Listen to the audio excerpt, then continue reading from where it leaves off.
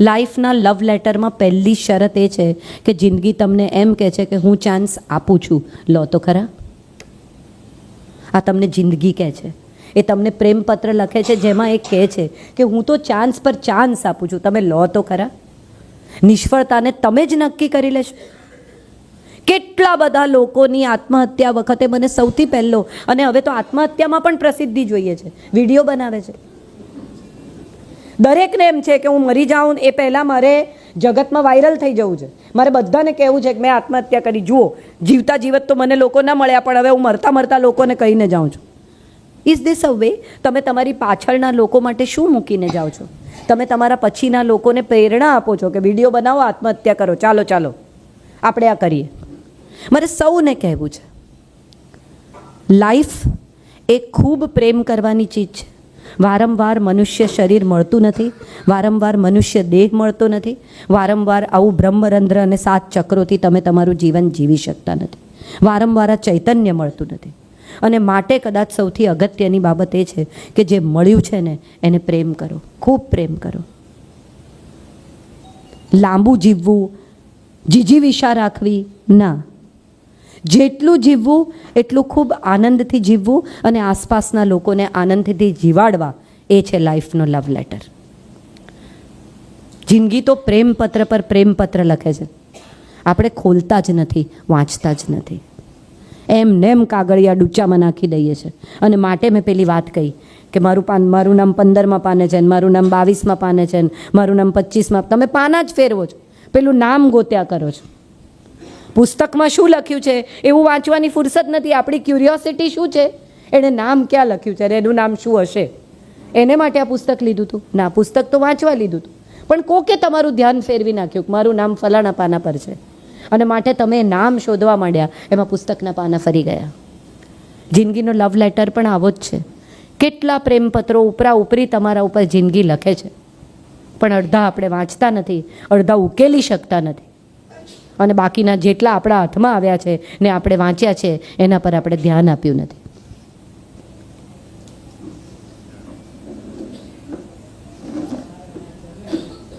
મારે સૌને આજે એક વાત કહેવી છે.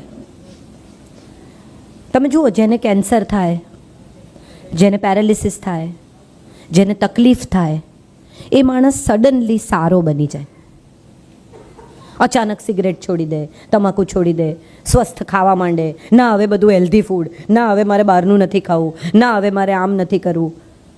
તો એ આપણે પહેલાં કેમ નથી કરતા? આપણે બધા વાર્યા જ વળીએ, હર્યા જ વળીએ, વાર્યા ન વળીએ. જિંદગીએ આપેલી આ અમૂલ્ય ભેટ, એ છે જિંદગીનો લવ લેટર. એક સ્વસ્થ શરીર. બાળક જન્મે ત્યારે તમે કોઈ દિવસ એની સ્કિન ફીલ કરી?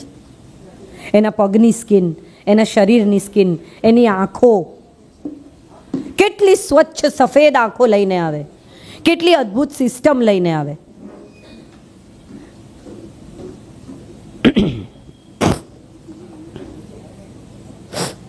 કંઈ આમાં પ્રોબ્લેમ એ છે કે બધા પાના ફેરવવા માંડશે, કોઈ પુસ્તક નહીં વાંચે. એટલે એકવાર એ ગોઠવાય પછી જ હું બોલું. એ આવ્યા, એ બેઠા, ગોઠવાયા કે નહીં, એમાં આપણો રસ છે. હું અમદાવાદથી આવી છું, એમાં રસ નથી. છેક અમદાવાદથી આટલા વરસાદમાં.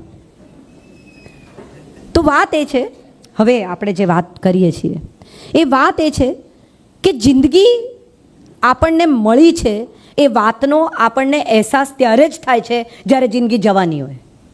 ત્યાં સુધી આ અમૂલ્ય ખજાનો જે આપણને મળ્યો છે, આ વર્ષો, જીવન, હેલ્થ. નાનકડું બાળક જન્મે, એની સ્કિન જુઓ તમે, એની સિસ્ટમ જુઓ, એના વાળ જુઓ, એની આંખો જુઓ.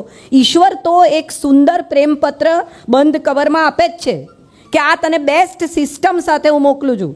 તારી ચયાપચયની સિસ્ટમ બેસ્ટ છે, તારી આંખો ચોખ્ખી છે, તારી ત્વચા સરસ છે, તારા વાળ સરસ છે, તને બધું બેસ્ટ આપીને હું મોકલું છું. ધીરે ધીરે ધીરે ધીરે ધીરે ધીરે આપણે એને ડિટિરિયોરેટ કરવા માંડીએ છીએ. જેમ બાળક મોટું થતું જાય, 15-16 વર્ષનું બાળક થાય એટલે બહાર ખાવાનું, વડાપાઉં, ફલાણું, મા બાપ કે ન ખા, ત્યારે એ જ રસ છે કે કઈ રીતે આ સિસ્ટમને હું બગાડું. આપણે જાણે અજાણે આપણી સિસ્ટમનો નાશ કરવા તરફ રોજ એક ડગલું વધીએ છીએ. ઉજાગરા બધા OTT ઉપર લાગી જાય શું એવું તમને મળી જાય છે ત્યાંથી, ટેલિવિઝનમાંથી કે ઓટીટીમાંથી, કે તમારે 12 વાગ્યા સુધી એ જોવું પડે? અને ચર્ચા ફોન પર કે પછી શું થયું અનુપમામાં આગળ, હું ગઈકાલે મારે ચૂકાઈ ગયું. કંઈ નથી થયું. તમે 15 દિવસ પછી જોશો ને તો એમાં કાંઈ ફેર નહીં પડે, વાર્તા ત્યાં જ ઊભી છે. મેં કેટલા બધા લોકોને કેટલા લોકો હમણાં જ એમણે કહ્યું કે હવે 5 વર્ષ આ છે પછી નહીં હોય, ત્યારે ખરેખર એક વિચાર એવો આવે કે આ ડિજિટલ મીડિયા, કે આ જગત જે સોશિયલ મીડિયા પર આવી ગયું, આમ તમે બધી રેસીપી મૂકો ને, કપડાં મૂકો ને, ક્યાં ગયા ને, શું ખાધું ને, કોને મળ્યા ને, આ બધું તમારે જગતભરને જણાવી દેવું છે. અને બીજી તરફ જો પડોશી ખાલી તમને એટલું પૂછે ને કે ક્યાં ગયા હતા, એમને શું પંચાત? એકચ્યુઅલી તમારા પડોશીએ તમને પૂછવાનું નથી, ઇન્સ્ટાગ્રામ પર જોઈ લેવાનું છે. એમની ભૂલ છે કે તમને પૂછે છે, એ કમ્યુનિકેશન કરવાનો પ્રયત્ન કરે છે, એ એમની ભૂલ છે. બાકી તમે ઓલરેડી ઇન્સ્ટા પર મૂકી જ દીધું છે ખાવાના ફોટા. તમે શું ખાઓ છો એ પણ તમે બીજાને કહો, તમે શું પહેરો છો એ પણ તમે. અર્થ એ થયો કે તમારી જિંદગી જ તમે બીજા માટે જીવવા માંડ્યા. અને જે માણસ બીજા, તમારો પ્રેમપત્ર આવ્યો હોય, કોક તમને પ્રેમપત્ર આપે, લખે, કોઈ પણ ઉંમરે, 60 વર્ષે બી મળી શકે, પણ એ પત્રનું પહેલું ફર્સ્ટ થિંગ તમે શું કરો? ખૂણામાં જઈને એકલા વાંચો. હા કે ના? આ આપણે જિંદગીએ લખેલો પ્રેમપત્ર આપણે પબ્લિક કર્યો છે. હું શું ખાઉં છું, ક્યાં જાઉં છું, કોને મળું છું, કેમ રહું છું, મારી સ્કિન કેવી છે, મારા કપડાં કેવા છે, મેં કઈ બ્રાન્ડ ખરીદી, કઈ દુકાનમાંથી ખરીદી, કઈ રેસ્ટોરન્ટમાં ગયા, હસબન્ડ સાથેના ફોટા, અમે બહુ સુખી છીએ. આવું બીજાને ક્યાં કહેવાનું છે? ખરેખર છો તો બીજાને કહેવાની જરૂરત જ નથી, એ ફીલ કરવાની જરૂર છે. બર્થડે પર ક્યાંય પણ ફેસબુક પર પત્નીને વિશ કરે, ઘરમાં છે તમારી જોડે, કોઈ પણ ઉંમરે એની પાસે જઈને 2 હાથ એના ખભે મૂકીને એને કહો કે તે જીવનમાં મારી સાથે આટલા વર્ષ વિતાવ્યા, I am thankful and happy birthday to you darling. ના, ફેસબુક. કેમ? તો કે પેલા બાકી ના જાણે કે મેં મારી વાઈફને કેટલો સુંદર પત્ર લખ્યો ફેસબુક પર, તે મારું બહુ ધ્યાન રાખ્યું, તું આવી છે. આવું કીધું છે કોઈ દિવસ? સીધું ફેસબુક પર જ લખ્યું છે, અને એ પણ પાછી રીપોસ્ટ કરે, જુઓ મારે માટે કેવું લખીશ. તમે વિચારી જુઓ કે આપણે બધા જ જે લોકોએ ક્યારેક જીવનમાં પ્રેમપત્ર લખ્યો હશે ને, એને ખબર હશે કે કેટલી અદ્ભુત વાત છે લવ લેટરે. તમે લખતી વખતે પહેલાં તો સામેની વ્યક્તિની કલ્પના કરો, એ તમને દેખાય ઓલમોસ્ટ, એના વિશેના વિચારો, એની આસપાસનું જગત, એ બધું જ, એની સુગંધ આવે જો તમે ખરેખર સેન્સિટિવ હો તો. એ બધું થયા પછી તમે હસ્તાક્ષરમાં પ્રેમપત્ર લખો. એ પ્રેમપત્ર લખીને બંધ કરો, બંધ કરીને કવરમાં નાખો, કવરમાં નાખીને પહેલાં એ વિચારો કે કેવી રીતે પહોંચાડવો. કોઈક બીજાના હાથમાં તો નહીં જાય ને? બહુ લોચો થાય કોકના હાથમાં જાય તો. એટલે કોઈના હાથમાં ન જાય તો તમે કેવી રીતે પહોંચાડશો? એને મળ્યો કે નહીં એની ખાતરી કરવી. હવે તો આ સેલફોન મળ્યો, પહેલાં તો આવું કંઈ હતું નહીં. કોને આપ્યો? એને જ આપ્યો છે ને, પપ્પાના હાથમાં નથી ગયો ને. જોજે હો, આ બધી તમારા ધડકતા હૃદયની, તમારી સંવેદનાઓની, તમારી થ્રિલની. અને એને મળ્યા પછી જવાબ ક્યારે આવશે? શું આવશે? એ વાંચીને શું વિચારશે? આવા અદ્ભુત સંવેદનશીલ જગતમાંથી આપણે હવે એવી પણ ખબર પડી જાય છે કે સામેવાળો ટાઈપિંગ કરે છે. કોઈ રહસ્ય રહ્યું જ નથી સંબંધોમાં. કોણ 5 મિનિટ પહેલાં ઓનલાઈન હતું અને કોણ 5 મિનિટ પહેલાં ઓનલાઈન પરથી ખસ્યું છે, કોણે તમારું ઇન્સ્ટાગ્રામ અકાઉન્ટ ચેક કર્યું છે, કોણે તમને મેસેજ, બધું રહસ્ય ખુલી ગયું છે. અને માટે કોઈ પડદો નથી. પડદો નથી માટે બ્યુટી નથી. તમે વિચારો, કળીમાં જે સુંદરતા છે, સવારે એ ફૂલ થશે, એ વિચાર કેટલો અદ્ભુત છે. ઈશ્વરને પણ અસ્વચ્છતા પસંદ નથી, ચૈતન્યને પણ અસ્વચ્છતા પસંદ નથી, માટે સવારે ફૂલોને ઝાકળથી ધુએ છે કે હું તો ધોયેલા ફૂલ મારા પર ચઢે. એ સ્વચ્છતા કુદરત માગે છે. તો આપણે તો કઈ અસ્વચ્છતામાં ને ક્યાં પહોંચી ગયા છીએ? અને માટે કદાચ આ પ્રેમપત્ર જિંદગી આપણને લખવાનો બંધ કરી દીધો છે.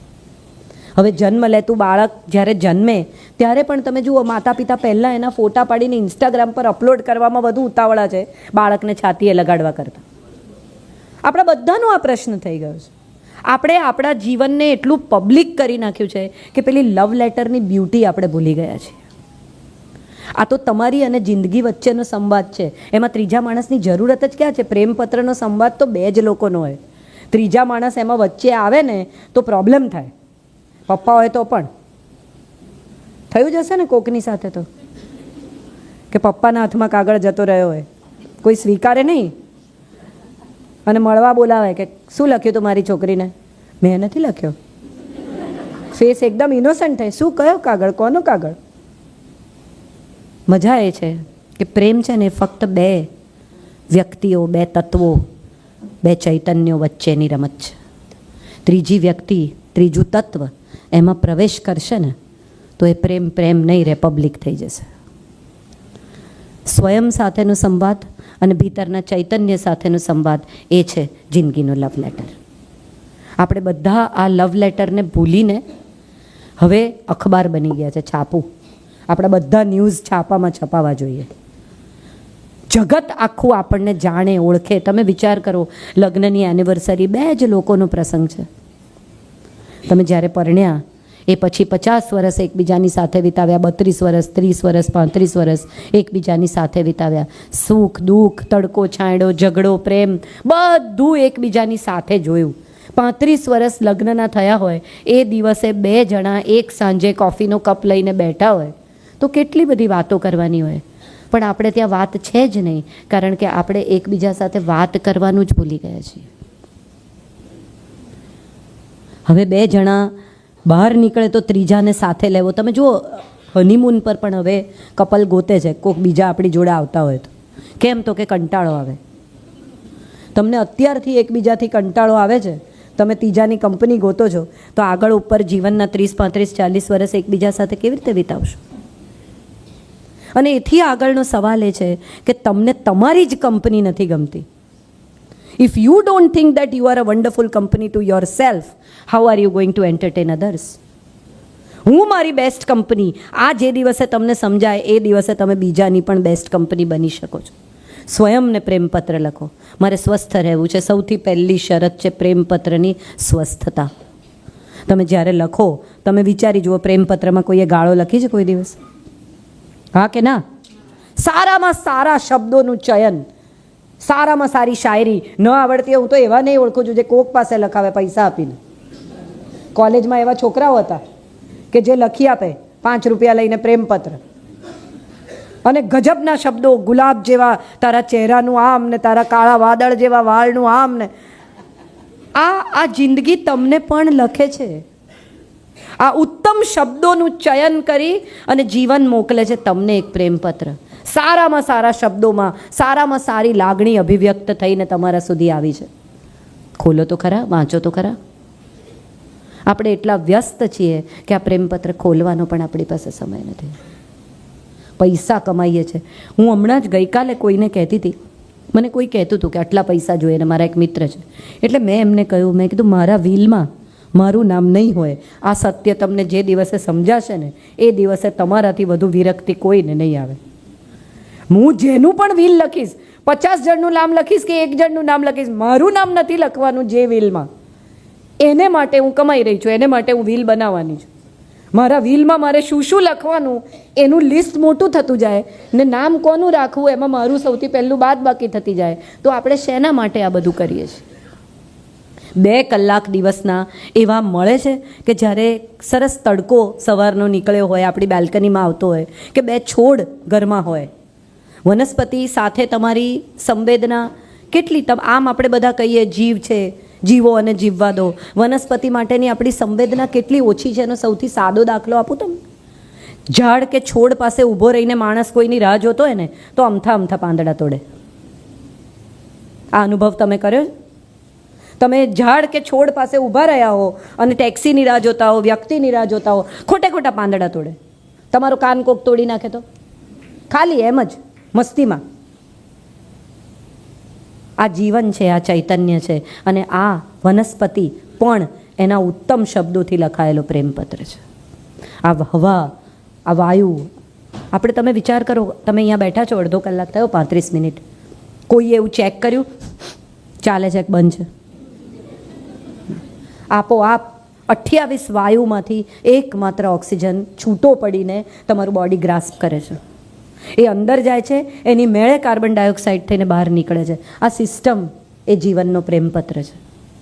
તમે ખાવાનું નાખો, પચે, તમારું રુધિરાભિસરણ થાય, લોહીમાં ભળે, પ્રોટીનમાં જાય, વિટામિનમાં જાય, મિનરલમાં જાય, અને આ બધું સિસ્ટમની અંદર ગોઠવાઈને કચરો બહાર નીકળી જાય. આ જિંદગીનો પ્રેમપત્ર છે.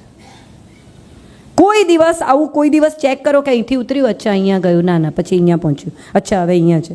તમે તો ખાઈને તમારા કામે વળગી જાઓ છો. સિસ્ટમ એનું કામ કરે છે, અને આ સિસ્ટમ જે તમને આપવામાં આવી છે કેટલી અદ્ભુત છે, એને વિશે કદી જાગજો, કદી જાણજો, અને કદીક એને માણવાનો પ્રયત્ન કરજો.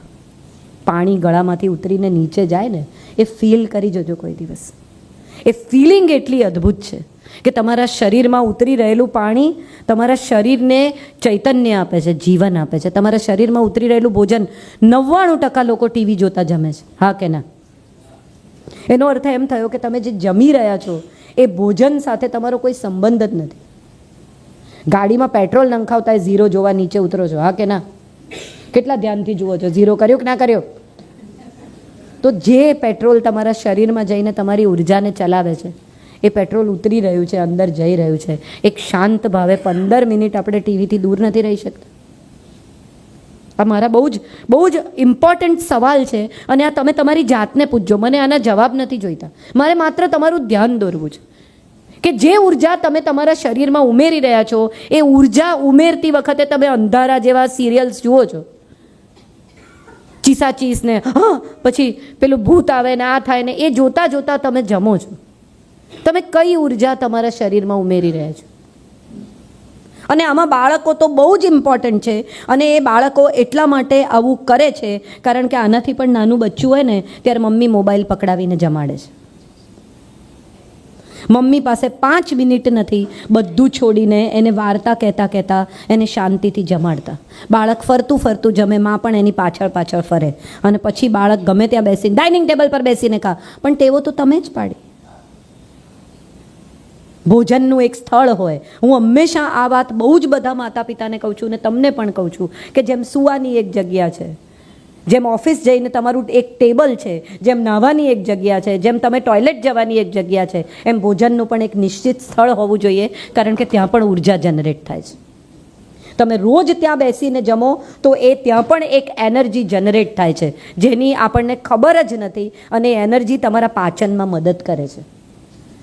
તમે ત્યાં જઈને બેસો એટલે તમારા બોડીને સિગ્નલ મળે કે હવે મારે પાચનનું કામ કરવાનું આવશે થોડી વારમાં, તો let me start working on it. એક દિવસ ટીવી સામે, એક દિવસ અહીંયા ઊભા આપણે આખી જિંદગીને તહસ નહસ કરી નાખી છે, અને પછી એમ કહીએ છીએ કે આ તે કઈ જિંદગી છે? બધા જ બોલે છે. મેં દરેક માણસને એકવાર તો આ કહ્યું જ હશે, તમે પણ તમારી જાતને, કે આને તો કઈ જિંદગી કહેવાય, ત્રાસી ગયા. પણ આ ત્રાસ તો તમે જ ઊભો કર્યો, આપણે આવા હતા નહીં. જેમ વધુ સાધન આવતા ગયા, જેમ વધુ સગવડ આવતી ગઈ, એમ આપણે વધુ એકલવાયા અને કંટાળાજનક બનતા ગયા. તમે જુઓ, 4 જણા માતા પિતા, 2 બાળકો વેકેશન પર જાય, એરપોર્ટ પર જોયા છે કોઈ દિવસ 4 જણને સાથે? 4 પોતાના ફોનમાં હોય. કયું વેકેશન છે આ? પતિ પત્ની 2 જણા જમવા જાય અને પતિ એવું કહી દે સામે મેનુ આપીને, મંગાવતાર જે મંગાવું હોય. તો ઘરે જમો કે બહાર જમો, શું ફરક પડે? તમે બહાર સાથે એટલા માટે ગયા છો કે આજે તમારે રસોઈ ન કરવી પડે, અને બંને જણા એકબીજાની સામે બેસીને એકબીજા સાથે વાત કરી શકે. નથી થતું આ બધું. અને માટે મારે આજે મારી વાત બહુ સિરિયસલી કહેવી છે કે લાઈફ કેટલી બચી છે એ અગત્યનું નથી. જે બચી છે ને એને બહુ જ સારી રીતે જીવવાનો પ્રયત્ન કરો, એવું જિંદગી તમને એના લવ લેટરમાં કહે છે. આપણી પાસે કેટલા વર્ષો બચ્યા છે એની ગણતરીમાં ના પડશો. હું બહુ લોકોને એવા ઓળખું છું કે જે કે હવે તો મોડું થઈ ગયું. ના, મોડું કદી નથી થતું. કેટલા લોકોએ ઉંમરો જોઈ? આ એક જ સંદેશો છે મારી ફિલ્મમાં કે કદી મોડું નથી થતું. રિટાયર થયેલી બાઈ એકલી ફરવા નીકળી છે. કેમ? કે આ બધું મેં નથી કર્યું, મારે કરવું છે. અને છોકરાઓ સાથે લડી ઝઘડીને નથી નીકળી, અપમાન કરીને નથી નીકળી. મને આ કેરેક્ટરની સૌથી વધારે મજા એ વાતની આવી કે કડવી નથી, ખુશ મિજાજ છે. આ છે જિંદગીનો પ્રેમપત્ર. તમે સંઘર્ષમાંથી, કસોટીઓમાંથી, પ્રશ્નોમાંથી કોણ પસાર નથી થતું? ઈશ્વર પણ પસાર થયા છે. આપણા તમામ તીર્થંકરોએ પણ પોતાના ભાગની કસોટી પસાર કરી જ છે, પોતાના ભાગની પીડા સહી જ છે. તો કડવા થઈ ગયા. હવે આ દુનિયા ખરાબ છે, લોકો ખરાબ છે, અમારે કંઈ નથી કરવું, અમારે કોઈના માટે ભલું નથી કરવું. હવે આ દુનિયામાં કોઈનું ભલું કરવા જેવું રહ્યું જ નથી. એક માણસ છેતરી જાય એટલે તમે બાકીના બધાને એ જ લાકડીએ હાંકતા થઈ જાઓ છો. પ્લીઝ, જિંદગી તમને એના પ્રેમપત્રમાં લખે છે કે જેમ થોડા ખરાબ છે ને એમ થોડા સારા માણસો પણ છે. વિશ્વાસ રાખજો, મેં સારા પણ બનાવ્યા છે. શક્ય છે એકાદ ખરાબ તમને ભટકાયો હોય, પણ હજી સારા લોકો તમારા સુધી આવવાના બાકી છે. આપણે બધા જ આવા છીએ અને માટે કદાચ આપણને જિંદગી હવે પ્રેમપત્ર નથી લખતી. આપણને બધાને લાગે છે કે આપણે બધાએ સારું જીવવું છે, સ્વસ્થ જીવવું છે, મજાથી જીવવું છે, પણ એ સારું સ્વસ્થ મજાથી જીવવાની જે શરતો મૂકી